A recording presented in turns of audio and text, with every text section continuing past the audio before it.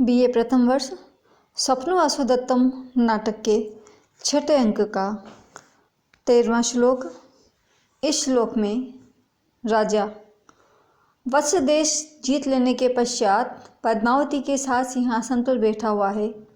उसी समय आकर के उज्जैनी से धायमा और कंचू किए आकर के राजा को वासुदत्ता का चित्रफलक दिखाते हैं। उस चित्र को देख कर के राजा उदयन कहता है कि इस स्निग्ध वन पर ऐसी दारुणी विपत्ति कैसे आन पड़ी। ये जो स्नेही मुख है, वासुदत्ता का जो सुंदर रूप है, इस रूप पर ऐसी घोर विपदा कैसे आ पड़ी और उसकी ये जो मुख की मधुरता है वह कैसे अग्नि के द्वारा जलाई गई। पद्मावती राजा के साथ ही बैठी हुई है। पद्मावती उस चित्रफलक को देखकर कहती है कि ऐसी ही मेरे अंतःपुर में कोई रहती है जो प्रोषित भर्त का है, अर्थात जिसका पति परदेश गया हुआ है। ऐसा कहकर कन्या भाव में कोई ब्राह्मण उसको मेरे पास धरोहर के रूप में रख गया था और वह परपुरुष दर्शन से अपने आप को बचाती है। राजा कहता है, यदि विप्रस्य भगिनी व्यक्तम अन्या भविष्यति परस्पर गता लोके दृश्यते तुल्य रूपता। राजा कहता है कि संसार में ऐसी समानता कई बार दिखाई देती है। तुम्हारे अंतःपुर में जो स्त्री रहती है उसकी आकृति इस चित्रफलक से मिलती है। तो ऐसा कई बार होता है कि संसार में दो व्यक्तियों की आकृति एक जैसी होती है। राजा कहता है, यदि विप्रस्य भगिनी व्यक्तम अन्या भविष्यति, यदि तुम्हारे पास अंतःपुर में जो महिला है वह विप्र की भगिनी है, ब्राह्मण की बहन है, तो अन्या भविष्यति, तो कोई अन्य स्त्री ही होगी, वासुदत्ता नहीं होगी। क्योंकि लोके संसार में परस्पर गता, आपस में तुल्य रूपता, रूप की समानता दृश्यते दिखाई देती है। संसार में एक दूसरे में रूप की समानता देखी जाती है और तुम्हारे पास जो धरोहर के रूप में कोई ब्राह्मण की बहन है वह निश्चय ही कोई दूसरी स्त्री होगी। वासुदत्ता तो हो ही नहीं सकती, क्योंकि वासुदत्ता तो क्षत्रिय राजकुमारी थी। और फिर संसार में कई व्यक्ति ऐसे मिल जाते हैं जिनके रूप में परस्पर समानता पाई जाती है। ऐसा ही इस चित्रफलक को देखकर हुआ है। इतने में योगनरायण आ जाता है और आकर के वह सोचने लगता है कि मैंने राजा उदयन के हितार्थ उनकी राजमहिषी वासुदत्ता को उनसे छिपाया। भले ही मैंने राजा की भलाई को देखकर यह काम किया है और मेरा काम सफल भी हो गया है, मेरी योजना सफल भी हो गई है, फिर भी राजा मेरे बारे में क्या कहेंगे, क्या सोचेंगे कि मैंने उनकी पत्नी को छिपा करके क्या गलत कार्य किया। यह सोच करके मेरा हृदय आशंका युक्त हो रहा है। योगनरायण अपने मन में कहता है, प्रच्छाद्य राजमहिषीम नृपते हितार्थम। राजमहिषी वासुदत्ता को नृपते राजा उदयन के हितार्थम, उनकी भलाई के लिए प्रच्छाद्य छिपा करके कामम भले ही मया मैंने कृतम इदम हितम इति अवेक्ष्य, उनके हित को देखकर ही यह कार्य किया है। उनके हित को देखकर ही मैंने उनकी पत्नी वासुदत्ता को छिपाया है। भले ही यह काम मैंने नृपे हितार्थम, राजा के हित के लिए किया है। सिद्धि अपि नाम मम कर्मणि, और मेरा कर्म सिद्ध भी हो गया है, सफल भी हो गया है।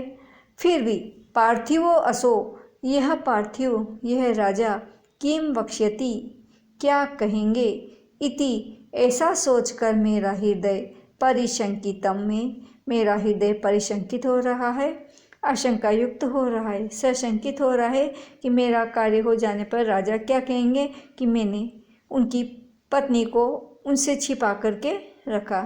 ऐसा योगनरायण अपने मन में विचार करता है।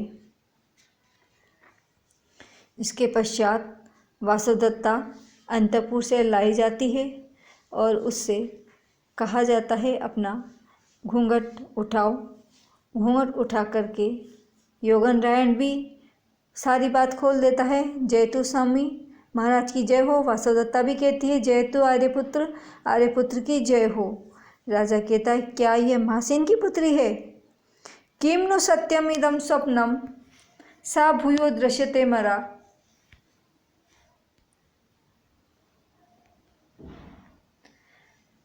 सा भूयो दृश्यते मया अन्यापि एवं अहम दृष्टिया वंचितदा। किम नु सत्यमिदं स्वप्नम, क्या यह सत्य है या मेरा कोई स्वप्न है जो मुझे फिर से वासुदत्ता दिखाई पड़ी है।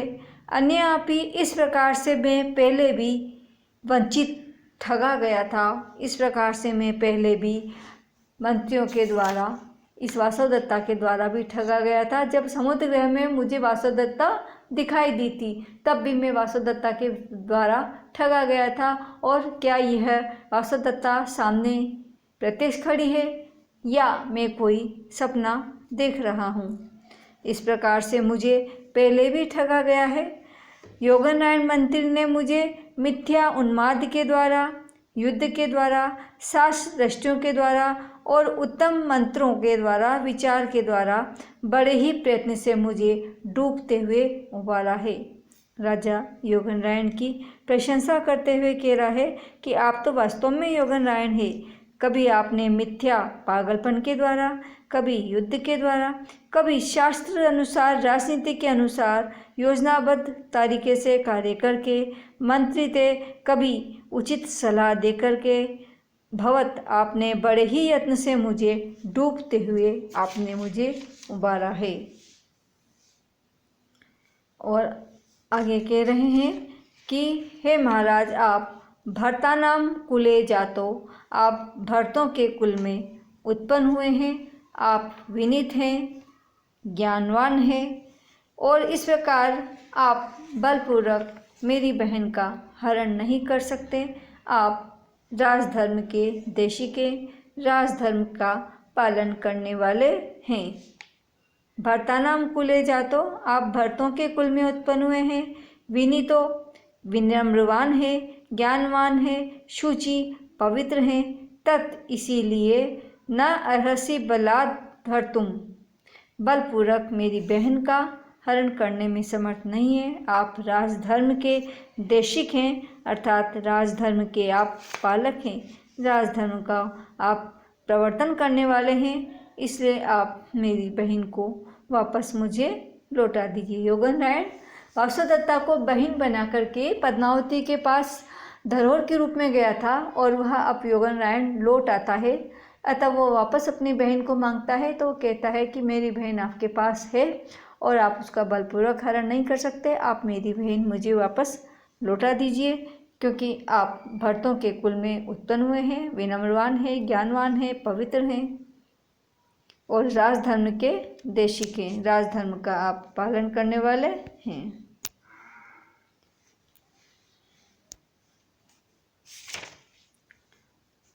अंतिम श्लोक में इमाम सागर पर्यंताम हिमवत विंध्य कुंडलाम महिम एकात पत्रांका राजसिंह प्रशास्तुन। अंतिम मंत्र में प्रार्थना की गई है कि सागर पर्यंत इस पृथ्वी पर महाराज उद्यन राज्य करे, जो हिमालय और विंध्याचल पर्वत से घिरी हुई है। इस पृथ्वी पर एक छत्र राज्य करें। हमारे राजा इस पृथ्वी पर एक छत्र चिन्ह के रूप में शासन करें। धन्यवाद।